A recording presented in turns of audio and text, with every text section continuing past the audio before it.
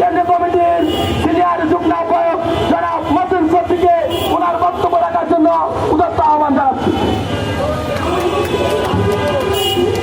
বিসমিল্লাহির রহমানির রহিম।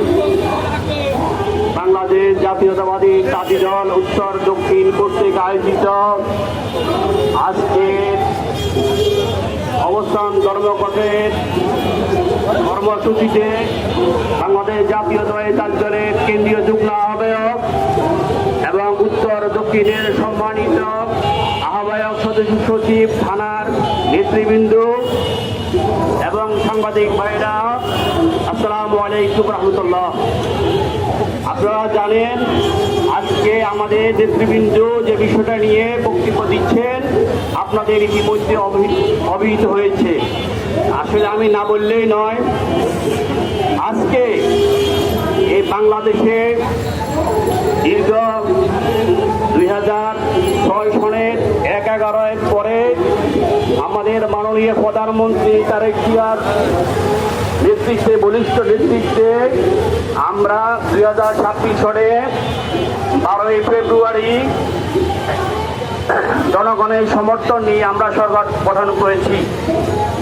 এটা আমরা সরকারের দিন দিন মঙ্গল কামনা করছি এবং সরকারের ভালো মন্দ উন্নয়নের সাথে আমরা সম্পৃক্ত।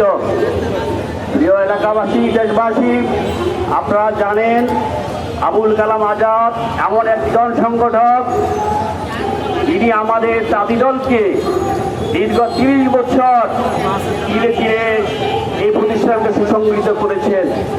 আপনারা যারা 30 বছর থেকে সংগঠনের সাথে জড়িত, আপনারা জানেন আমাদের সারা বাংলাদেশে তাঁতি দল 8 থেকে 12টা জেলাতে তাঁতি দল ছিল।